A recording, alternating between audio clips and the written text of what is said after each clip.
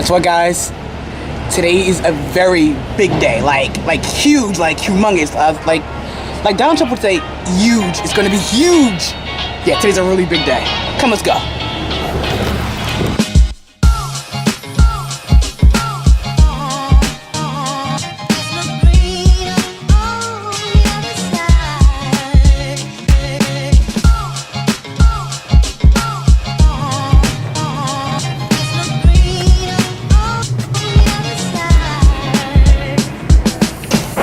Like I said earlier, today is going to be a huge day because I came here, let's see, what's the name at? New York Presbyterian Hospital to have my 2-year checkup for my kidney transplant. I mean, as you guys know, I'm doing great, but you know, they got to look, hashtag amazing things, just to look great. That one says, yes, amazing things are happening here. Good coincidence. But yeah, I came to get my 2-year checkup. It's been 2 years, like 2 full years. Sheesh. And I'm gonna be honest with you guys, like, the second year was the hardest year for me so far. Like, first year, flew by 1, 2, 3. The second year, wow, it took a minute. But it's all good, it's for a good cause. I'm gonna meet with my mom. She came to pick me up because she had to work, so she had the car. And yeah, I'm gonna get my little god baby. Wanna say hi? No? You wanna say hi, mommy? Hi, mommy.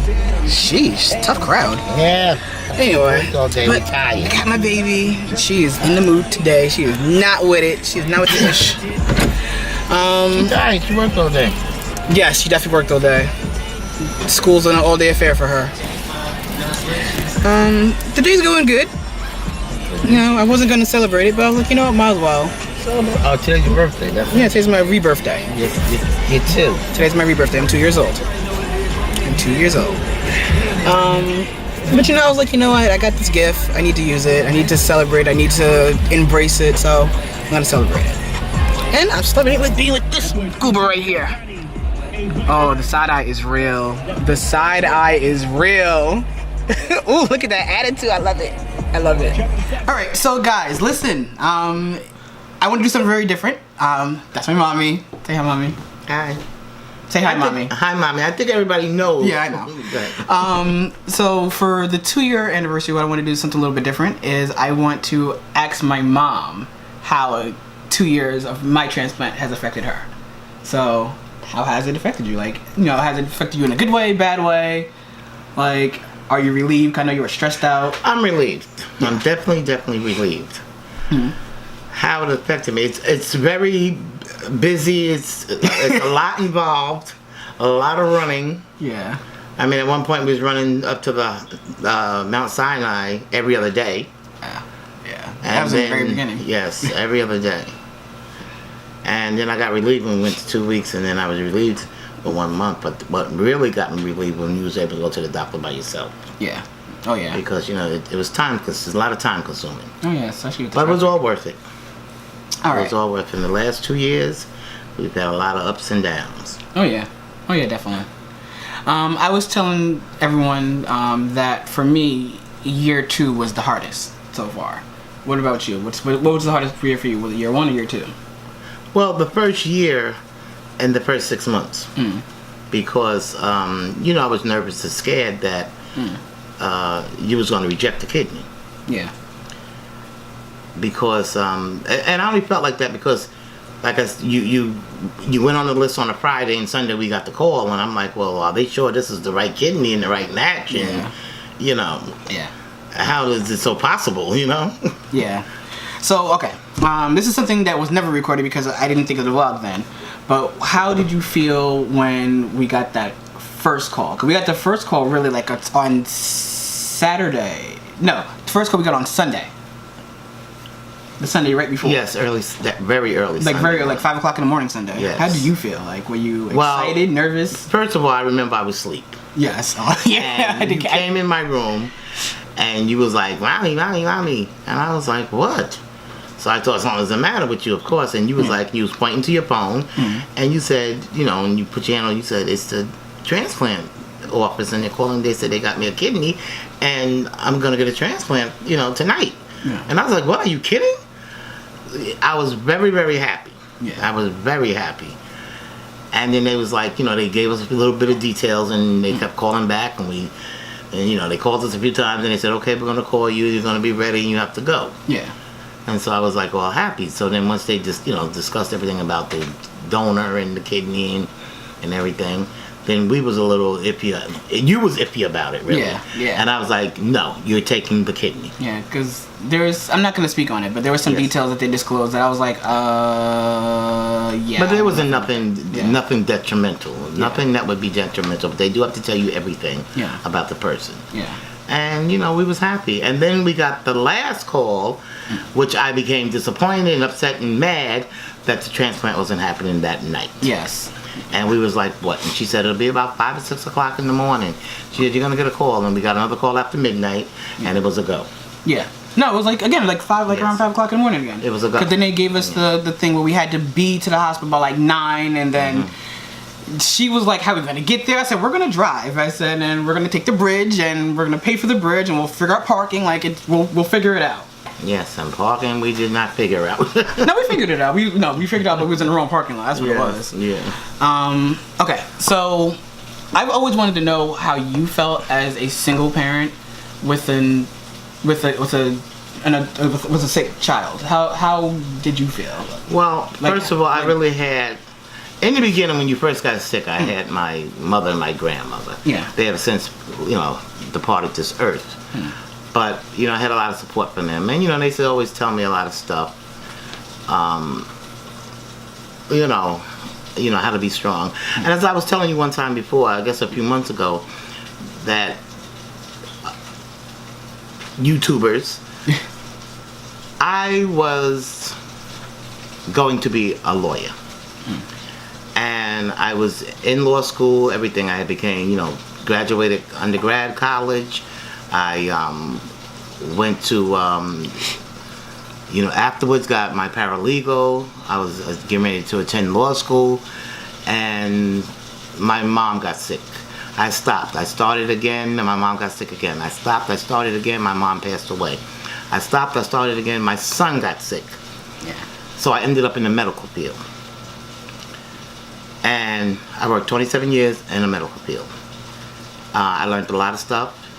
My calling really was, I really should have been a doctor, because it came to me so easy. I mean, I had to study for law, but I studied, I would pass. But with medical, it just came like naturally. I was told it one time, I knew it. Once I was told something, like say something with a heart, I just automatically knew that if A was part of the heart and B, C, and D would also work with A or cause A not to work, I knew that like almost automatically. Yeah.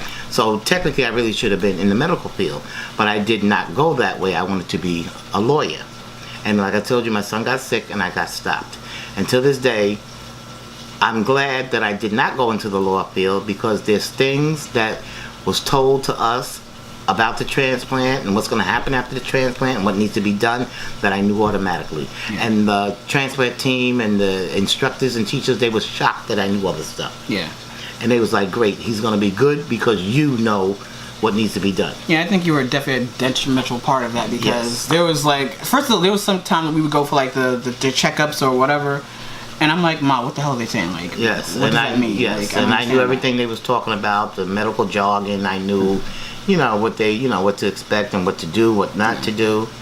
And like I said, like the 6 months after the transplant was very stressful, because I was, always afraid of the rejection, afraid of infection, because that's the biggest thing. They kill the immune system 1, 2, 3. So you have zero immune system. Nobody's allowed in your house. I was scared for him to be outside. Anywhere he went, put on a mask. If people coughing and sneezing, get up and move. A little common cold is nothing for us, but a common cold to him is hospitalization. Yeah. And they told us right off, he catch the flu, they can help him. He catch a cold, they can help him. He catch pneumonia, he dies. They told us straight out. Yeah. And a lot of that. And he got his transplant September 14th. Pneumonia season is right around the corner. Yeah. You start getting your flu shots and everything in September, October. So that, I was really very worried. So you had September, October, November, December, January, February, and that's flu season. And then you got March, April, and half of May is really pneumonia season. Yeah. So I was really, Yeah, I never knew that actually. Yeah. I knew you was worried about that. Oh yes. Last question for your mom. So, crap. How has it made our life better? Yes, there you go. Thank you. Okay. See that You having that ESG transplant? You having the transplant has made my life better, and has made your life better. I'm pleased that you're able to go when you want to go, Yeah. go where you want to go. We don't have to schedule stuff around Tuesday, Thursday, and Saturdays no more. Those are the days he used to go to dialysis. We don't have to. You want to go someplace? I was like, well, you got to get dialyzed early, and then you leave, and you have to be back by this time. Yeah. You don't have to worry about that no more.